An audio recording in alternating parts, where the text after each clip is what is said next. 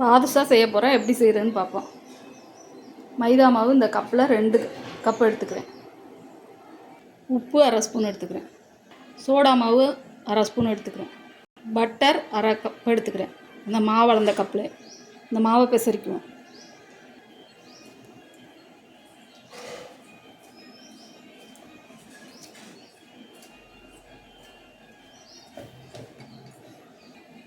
நல்லா பிசறிக்கிட்டேன்.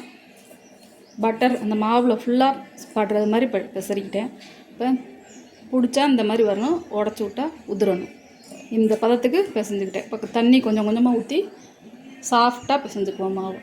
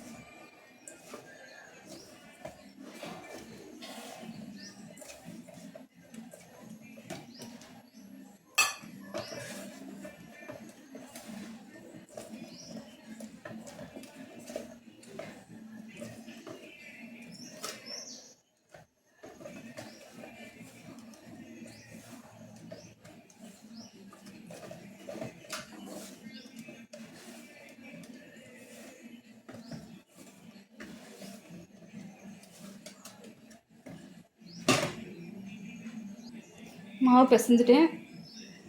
இந்த அளவுக்கு சாஃப்டாக இருக்கணும். ஊறட்டும். 1 மணி நேரம் ஊற வச்சுக்கிறேன். மாவு அளந்த கப்பில் 2 கப் சர்க்கரை எடுத்து 1 கப் தண்ணி ஊற்றி கொதிக்கட்டும். பாகு காய்ச்சிக்குவோம்.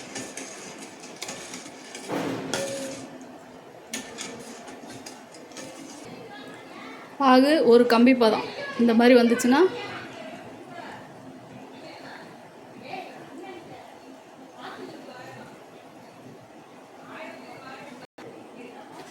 பாகு ஒரு கம்பி பதத்துக்கு காய்ச்சிக்கிட்டேன். இப்போ பாகை இறக்கிக்குவோம். 1 மணி நேரம் ஊறிடுச்சு. இப்போ மாவு வந்து பாதுஷாவை ரெடி பண்ணிக்குவோம்.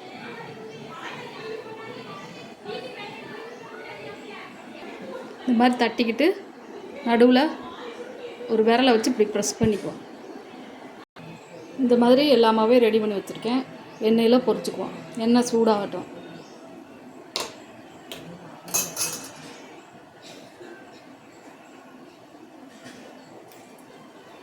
எண்ணெய் சூடாகிடுச்சு. எல்லாத்தையும் போட்டுக்கிறேன்.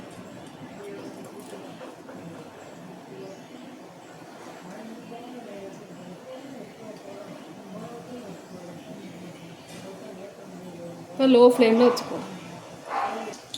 ஒரு சைடு பொன்னிறமாக வெந்துருச்சு. இப்போ திருப்பி விட்டுக்குவோம்.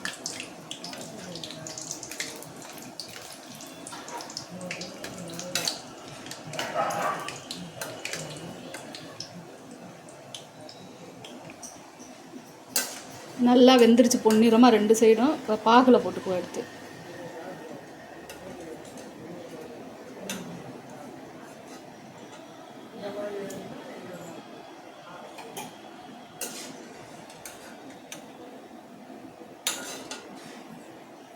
பாகில் ஒரு 10 நிமிஷம் ஊறட்டும்.